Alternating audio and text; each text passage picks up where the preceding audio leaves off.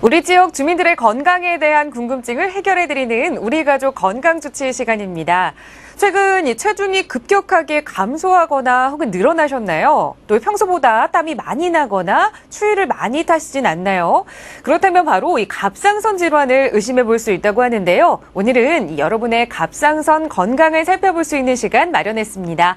먼저 오늘의 주치 소개해 드립니다. 명지병원 내분비내과 이재혁 교수님 모셨습니다. 교수님 안녕하세요. 네, 안녕하세요. 명지병원의 이재혁입니다. 네.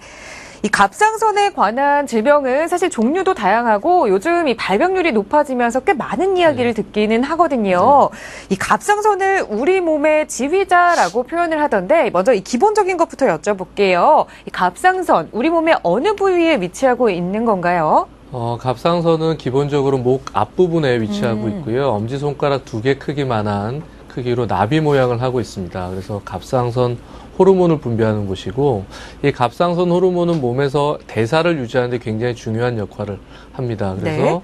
호르몬이 많을 경우에 대사율이 빨라지고 호르몬이 적을 경우에 대사율이 떨어지기 때문에 이런 호르몬 양을 조절하여서 우리 몸의 대사를 조정하게 되는 거죠. 그래서 우리 몸의 대사를 조절하는 지휘자 역할을 한다고 생각해 볼 수 있겠습니다. 네, 이 갑상선 질환이 최근에 많이 발병을 하면서 많은 이야기를 듣는 것 같아요. 이 갑상선 질환에는 어떤 것들이 있고 또 얼마나 많이 발생하길래 요즘 이렇게 이슈가 되고 있는 건지도 궁금해요. 네네, 갑상선은 아까 말씀드렸듯이 호르몬을 분비하는 기관이기 때문에 네. 호르몬 이상을 나타내는 갑상선 기능 항진증, 저하증과 같은 기능 이상이 있을 수 있고요. 네. 또 다른 어떤 기관보다 결절 같은 혹이 많이 생깁니다. 그래서 갑상선 종양이 많이 생길 수 있죠. 그래서 기능 항진증, 저하증과 같은 기능 이상과 더불어서 네. 갑상선 종양이 많이 생기고 종양의 95%는 양성 종양입니다. 암과 상관이 없고요.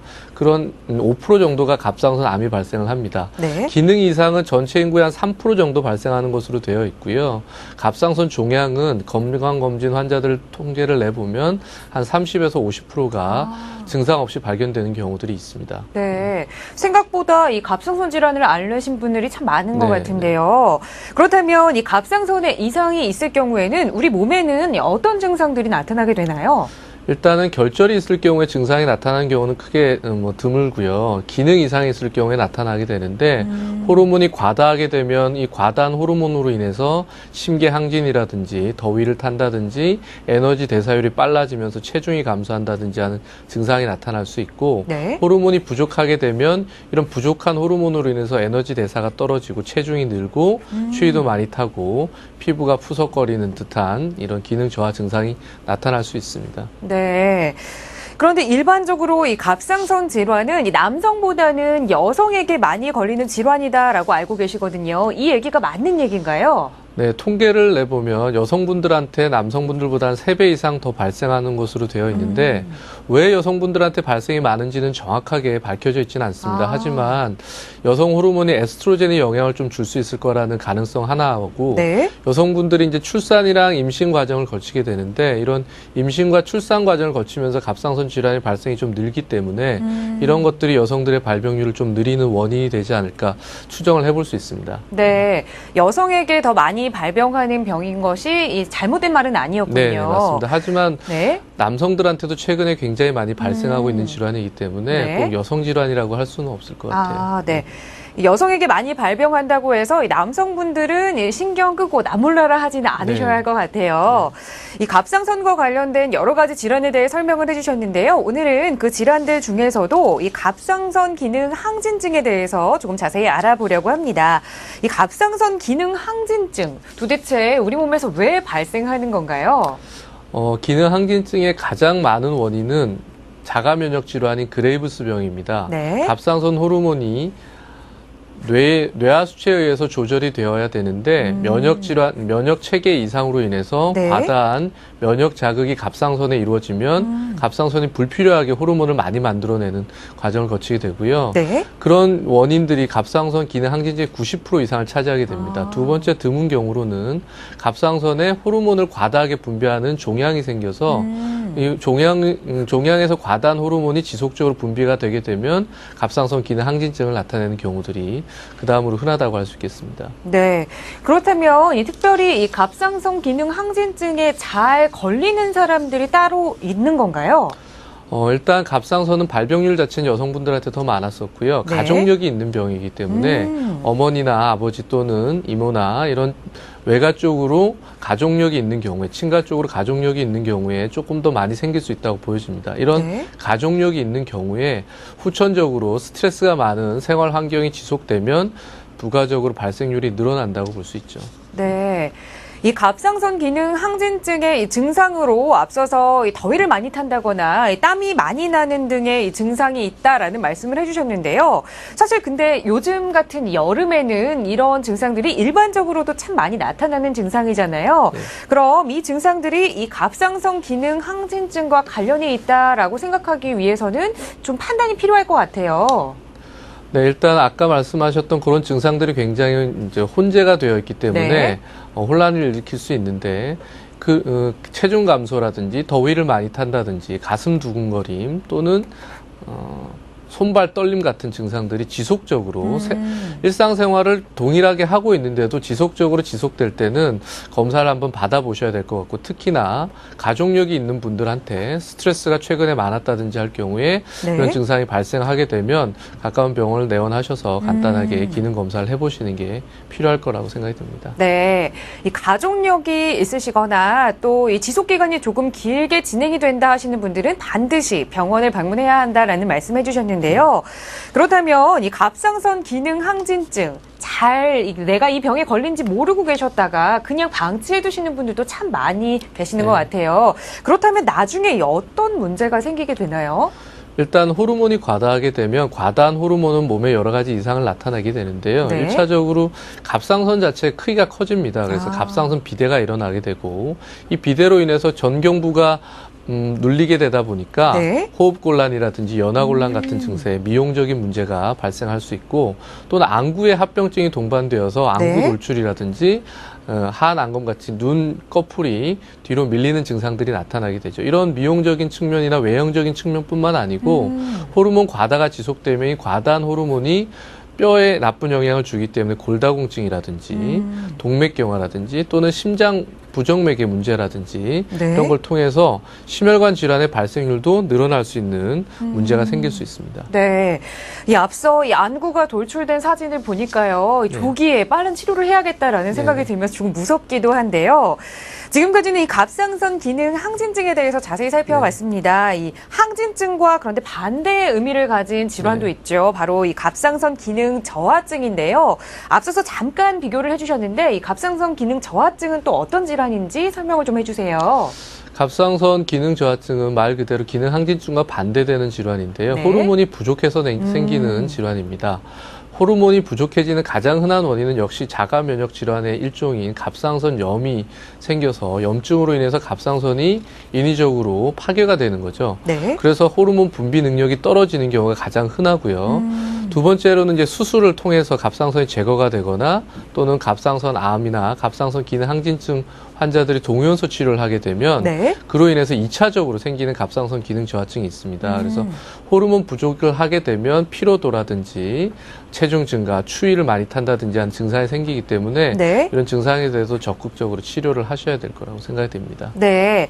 이 갑상선 기능 저하증에 따르는 증상도 조금 설명을 해주셨는데요. 이 증상들에는 조금 더 자세히 어떤 것들이 있고 또 이 증상들이 나타나는 걸 보고 자가 진단할 수 있는 방법은 없는지도 설명을 좀 해주세요.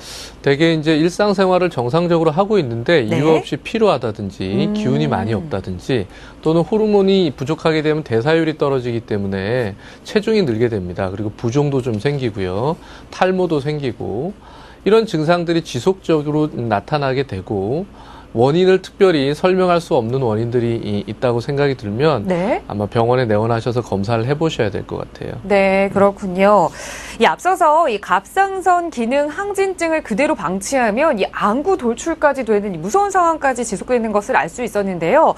그렇다면 이 갑상선 기능 저하증을 그대로 방치한다면 또 어떤 증상까지 연결이 될까요? 네, 갑상선 호르몬은 에너지 대사에 굉장히 중요하기 때문에 호르몬이 부족 상태가 지속되면 가장 흔한 게 피로감이죠. 네. 피로감과 기운이 없는 증상이 오래 지속됩니다. 그래서 일상생활을 하는데 굉장히 힘들어지고요. 이런 기능 저하 상태를 적극적으로 교정이 안 된 상태로 장기간 방치하게 되면 고지혈증이라든지 동맥경화, 심혈관 질환의 발생률도 늘 수 있기 때문에 궁극적으로 사망률 증가로 이어질 수 있는 중요한 전신 질환이라고 할 수 있겠습니다. 네. 그리고 또 이 갑상선 질환은 이 앞서 말씀해 주실 때 유전적인 영향이 조금 있다라고 네. 말씀을 해 주셨어요. 그렇다면 이 엄마가 이 갑상선 질환을 겪고 있다면 그 자녀들도 이 갑상선 질환에 걸릴 위험이 높다라고 판단할 수 있는 건가요? 네, 갑상선 질환은 유전 질환이라고 하기는 엄격히 말하기에는 좀 다르지만 네. 가족력, 즉 경향이 있습니다. 가족들 중에 갑상선 질환이 있는 분들은 자녀분들도 또는 형제분들도 생길 가능성이 꽤 많죠. 그래서 어머니가 갑상선 질환이 있으면 나도 갑상선 질환의 가능성이 높기 때문에 생활하는데 스트레스 관리라든지 이런 것들 잘 하셔야 되고 네. 또 하나 증상이 동반됐을 경우는 빨리 진단을 받아서 적극적으로 대처하거나 치료하는 노력이 필요하다고 할 수 있겠습니다. 네. 지금까지는 이 갑상선 기능 항진증과 이 갑상선 기능 저하증에 대해서 자세히 알아봤는데요. 지금부터는 이 환자들이 가장 궁금해하는 내용들을 추려서 질문을 드리겠습니다. 먼저 제 주변에도 이 갑상선 기능 항진증에 걸리셔서 이 수술을 받으신 분이 계세요. 그런데 암이 아닌데도 불구하고 이 갑상선 전체를 떼냈다라고 말씀을 하시더라고요. 왜 이렇게 해야 하는 건지 좀 궁금하거든요. 갑상선 기능 항진증은 일반적으로 약물 치료를 하는 게 원칙입니다. 우리나라에서 네. 약물 치료를 가장 많이 하고 있고요. 근데 약물 치료를 하는 환자들이 다 완치가 되는 것은 아니고요. 완치가 됐더라도 재발하는 환자분들이 있고 네. 약물 치료의 부작용이라든지 약물 치료의 반응이 없어서 치료 효과가 떨어지는 분들이 있어요. 이런 분들은 인위적으로 커져 있는 갑상선을 한 80% 정도 제거를 해서 네. 갑상선 호르몬 분비량을 줄여줘야 되기 때문에 그런 분들은 수술을 해서 일부를 제거해서 갑상선 기능 항진증을 치료하는 경우가 있습니다. 네. 그런 경우는 암이 아니더라도 갑상선 암 수술을 하는 경우들이 있죠. 아, 그렇군요. 이렇게 이 갑상선 수술을 받고 나면요, 평생 약을 복용해야 한다라는 이야기를 네. 들은 적이 있습니다. 그런데 사실 임산부들은 약을 복용하는데 자유롭지 못하잖아요. 네. 그렇다면 임산부는 어떻게 해야 하나요? 약을 먹던 것을 중단해야 하는 건가요? 일단 갑상선 암이라든지 갑상선 기능 항진증을 통해서 갑상선의 전체 또는 일부 대부분을 절제한 경우에 갑상선 기능 저하증이 발생하기 때문에 네. 호르몬제를 장기간 복용해야 됩니다. 젊은 여성들한테 발생이 많은 질환이기 때문에 임신 기간이 동반되게 되는데 네. 임신을 하게 되면 임신 초기에 태아들은 갑상선 호르몬을 스스로 만들 수가 없어요. 그래서 엄마에게 오는 갑상선 호르몬에 의지할 수밖에 없고 네. 그런 경우에 갑상선 호르몬이 부족하게 되면 태아의 신경계 발달이 더디게 돼서 지능이라든지 문제가 생길 수 있습니다. 따라서 끊는다는 것은 굉장히 위험한 상황이고요. 갑상선 호르몬제를 먹고 있던 분들도 오히려 갑상선 호르몬 양을 일부 증량을 해서 복용을 하셔야 됩니다. 그래서 네. 임신을 했다고 해서 모든 약을 끊을 수 있는 건 아니고요. 적절히 다신 선생님들하고 상의하셔가지고 적절한 용량을 복용하도록 권고를 받으셔야 될 것 같습니다. 네, 그렇군요. 또 많은 분들이 궁금해하시는 내용 중에 이 갑상선 질환은 이 다른 질환에 비해서 재발이 잘 된다라는 이야기가 많이 있거든요. 실제로 그 이유가 무엇인가요? 갑상선 기능 이상을 이제 대표적으로 들면 기능 항진증이나 기능 저하증을 일으키는 갑상선염 모두 다 자가 면역 질환입니다. 네. 그래서 몸에서 일부 면역 체계 이상으로 생기는 질환인데 이런 면역 체계 이상을 근본적으로 해결할 수 있는 방법이 아직 많지 않아요. 많지 않아서 기능 항진증과 기능 저하증이 치료가 잘 되었다 하더라도 이런 면역 체계 이상이 다시 재발을 하게 되면 다시 면역 체계 이상이 커지게 되면 질환이 재발할 수 있는 거거든요. 그래서 근본적으로 이런 자가 면역 체계를 완벽하게 통제할 수 없기 때문에 네. 치료 이후에도 재발할 수 있는 가능성이 있는 질환이라고 할 수 있겠습니다. 네. 이 갑상선이 다 치료가 완료가 됐다라고 하더라도 그럼 당분간 이 시간이 지나서도 꾸준히 내 병이 재발하지는 않았는지 체크해 볼 필요가 있을 것 같군요. 정기적인 병원 검진이 필요하시겠죠. 네, 그렇군요.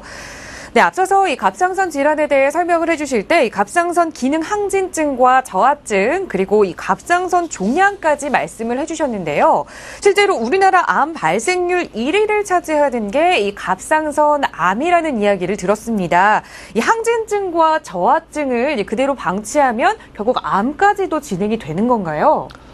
기능 이상을 일으키는 원인과 네. 암을 일으키는 원인은 서로 다르기 때문에 기능 항진증이 있거나 기능 저하증이 있는 환자들이 네. 일반 갑상선 기능이 정상인 분들보다 암이 더 잘 생긴다는 보고는 없습니다. 그래서 기능 항진증이나 기능 저하증이 있다 하더라도 암 발생률이 일반인들보다 더 높다고 판단은 굳이 안 하셔도 될 것 같습니다. 네.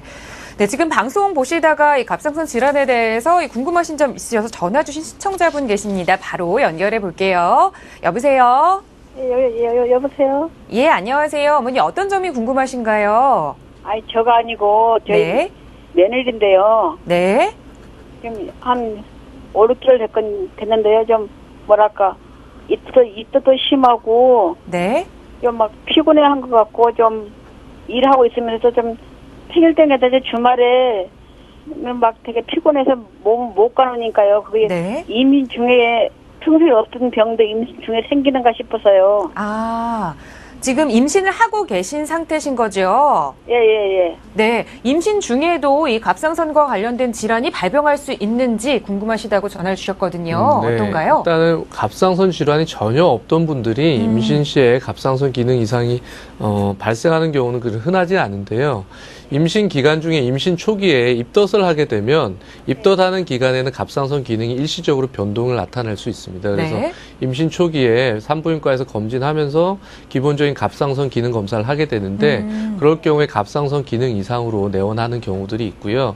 그런 경우에 정말 질환인지 임신 기간에 따른 자연적인 변화인 건지는 병원에 내원하셔가지고 여러 가지 진찰을 통해서 검진을 받아보셔야 될 것 같고, 통상적인 임신 기간에 비해서 피로도라든지 체중 변화라든지 이런 것들이 너무 심할 경우에는 병원에 내원하셔서 검진을 한번 받아보시는 걸 권해드립니다. 네. 어머니, 며느리분의 이 증상 때문에 고민이 많으시고 또 걱정하실 것 같은데요. 임신 초기에는 이 자연적으로 이 호르몬 변화로 인해서 이런 현상들이 있을 수 있다고 하니까요. 자연스러운 현상인지 아니면 이 갑상선 질환인지 이 산부인과에서 정확하게 진단을 한번 받아보시기 바랍니다. 오늘 전화 감사드립니다. 예, 감사합니다. 네, 고맙습니다. 네, 계속해서 말씀 이어가 보겠습니다. 이 갑상선 암에 대해서 말씀을 드리고 있었는데요. 이 암에도 이 종류가 여러 가지가 있다고 하더라고요. 어떻게 나뉘는지도 설명을 좀 부탁드릴게요. 갑상선 암은 최근에 굉장히 많이 발견되고 있죠. 네. 근데 갑상선 암은 크게 분화암과 미분화암으로 나눠볼 수 있고요. 네. 갑상선 분화암은 유두상암과 여포성암이 대표적인 암입니다. 그래서 우리 몸에 생기는 갑상선 암의 95% 이상이 두 가지 암이 차지하고 있는데 굉장히 진행 속도가 늦고 예후가 네. 굉장히 좋은 것으로 되어 있어서 수술이나 적절한 치료를 하게 되면 99% 이상 완치가 될 수 있다고 알려져 있고요. 미분화암인 경우에는 네. 굉장히 드문 경우이긴 합니다만 치료 효과가 굉장히 미미하고 진행이 굉장히 빠르기 때문에 예후가 굉장히 좋지 않은 암입니다. 그래서 진단받을 당시 정확한 암의 상태, 암의 종류를 설명 들으시는 게 일단 중요할 것 같습니다. 네, 그렇군요. 그런데 교수님, 이 갑상선 암은 사실 다른 암에 비해서 이 치료가 잘 돼서 착한 암이라고 부르기도 하잖아요. 하지만 그래도 이 조기에 빨리 발견하는 것이 치료하기에는 더 좋을 것 같거든요. 어느 시점까지 발견을 해야 조금 치료하기가 좋은 편이다라고 말씀할 수 있을까요? 일단 다른 암과 달리 갑상선암은 갑상선에 국한되어 있을 경우에 발견되었으면 거의 네. 대부분 완치가 될 수 있습니다. 하지만 다른 암과 달리 임파선 전이가 부분적으로 있을 경우에도 네. 적절한 수술과 수술 이후에 적절한 방사선 동요원소 치료를 통해서 완치를 충분히 기대해 볼 수 있습니다. 그래서 조기에 결절이 발견돼서 초음파에서 나쁜 모양의 종양이 발견될 경우에 적절히 검사하셔서 갑상선암 진단을 받은 위에 수술이라든지 동요소 네. 치료를 적절히 받게 되면 어느 정도 임파선 전이가 있다 하더라도 완치를 기대해 볼 수 있고요. 그래서 어떤 다른 암보다도 수술에 있어서는 치료에 있어서는 훨씬 용이하다고 할 수 있겠습니다. 네. 이 전이가 되기 전에 이 조기 치료가 가장 중요하고 전이가 되더라도 되도록 빠른 시기에 이 수술을 하는 것이 좋겠군요. 그런데 또 이런 얘기를 들은 적이 있어요. 종양의 크기가 작으면 수술을 하지 않아도 된다. 라는 이야기를 하시는 분들이 계시거든요. 이 말도 맞는 말인가요? 최근에 이슈가 많이 되고 있죠. 적은 갑상선 암을 수술을 해야 되는지 어떤 게 더 좋을지에 대해서 있지만 아직까지 작은 암을 경과를 관찰하였을 경우에 네. 이 암이 안 커진다는 보고가 없고요. 크기가 작은 암들도 장기간 관찰을 하게 되면 임파선 전이라든지 다른 원격 장기의 전이가 되는 경우들도 보고가 되고 있기 때문에 암이 진단된 이후에는 수술을 고려하시는 게 적절하리라고 판단이 됩니다. 하지만 크기가 굉장히 작은 종양이 발견되었을 경우에 검사가 용이하지 않기 때문에 0.5cm 미만의 종양들은 네. 즉각적인 검사보다는 경과 관찰을 하는 것도 하나의 방법이라고 생각해 볼 수 있습니다. 네. 이 종양의 크기에 따라서 이 전문의와 잘 상의를 해봐야겠군요. 네, 방송 보시다가 전화 주신 시청자분 계십니다. 바로 연결해서 말씀 들어볼게요. 여보세요? 네, 여보세요? 여보세요? 예, 안녕하세요, 어머니. 어떤 점이 궁금하신가요? 예, 네. 다름이 아니고요. 제가 갑상선 치료받은 데가 한 12년 됐거든요. 네. 그랬는데 처음에 물혹이라고 까만 물이 나와요. 거기서 주사기를 놓고 빼내고 해가지고 네. 그걸 빼고 난 다음에 이제 지금 약으로 지금 치료하고 있거든요. 네. 근데 어머니. 그게 네. 그게 과다 분비가 나오는 건지 아니면 저하증인지 제가 그걸 잘 모르겠어요. 네, 알겠습니다. 12년째 갑상선 관련 질환을 겪고 계시는데요. 이런 질환은 어떤 병에 속하는 건가요? 일단은 결절이 물을 뺐다는 결절은 기능 이상과는 크게 관련이 없을 거라고 보여져요. 그래서 단순 낭종일 가능성이 많고요. 약을 장기간 복용을 하고 있는데 약 용량의 변화 없이 장기간 복용하셨다면 기능 저하증일 가능성이 많습니다. 하지만 약 용량이 수시로 기간에 따라서 늘었다 줄었다 또는 약을 끊는 기간도 있고 이런 치료의 변화가 치료 기간 동안 자꾸 있었다고 보면 기능 항진증이 좀 오래 가고 있다는 판단을 해볼 수 있는데요. 대개는 기능 항진증 치료는 2년 내에 종료를 하는 경우가 많기 때문에 네. 이렇게 장기간 치료하는 경우는 대개는 기능 저하증일 가능성이 좀 더 많고 내원하셔가지고 선생님께 정확한 병명하고 진단 치료 과정을 설명을 들으시는 게 필요하실 것 같아요. 네. 그렇다면 지금 어머님처럼 이 저하증을 겪고 계시는 분들 정말 장기간 네. 겪고 계시는데 일상생활에서는 어떤 것들을 하면 조금 이 병 치료에 도움이 될 수 있을까요? 일단 기능 저하증은 호르몬제를 충분한 양을 먹는 것이 가장 중요합니다. 네. 그리고 스트레스라든지 이런 생활에 무리가 되는 활동을 하시는 것들이 오히려 이런 면역 질환에 면역 체계에 더 악화를 일으킬 수 있기 때문에 그런 스트레스 없는 건강한 생활을 하시는 게 일단 중요하실 거라고 생각이 들고요. 식이는 음식에 있어서는 특별히 제한할 것이 없기 때문에 네. 미역이나 다시마 같은 것들도 음식으로 적정량을 섭취하는 거에 있어서는 크게 제한 없이 복용하셔도 될 것 같습니다. 네, 어머님, 교수님 말씀 잘 참고하셔서 건강한 생활 유지하시기 바랍니다. 오늘 전화 감사드립니다. 감사합니다. 네. 네, 마지막으로 내용 짧게 조금 더 살펴볼게요. 사실 이 모든 약에는 이 부작용이 따르는데요. 이 갑상선 약도 그 중에 탈모나 이 골다골증이 온다라는 이야기가 들리고 있어서 많은 분들이 약 드시기를 꺼려하시는 것 같아요. 실제로 그런 부작용이 나타나나요? 네, 갑상선 기능 치료제가 이제 기능 항진증을 치료하는 항갑상선제가 있고 네. 기능 저하증을 치료하는 갑상선 호르몬제가 있거든요. 갑상선 기능 항진증을 치료하는 항갑상선제가 이제 탈모 같은 부작용들이 덜어 보고가 되고 있고 네. 흔하게 가려움이나 발진 등이 나타날 수 있습니다. 그래서 증상이 심할 경우는 다른 약제로 대체를 해서 변경을 네. 해서 치료를 하시게 되고 심하지 않은 경우에는 그런 질환을 동반질환 경과를 관찰하면서 약 복용을 하시게 됩니다.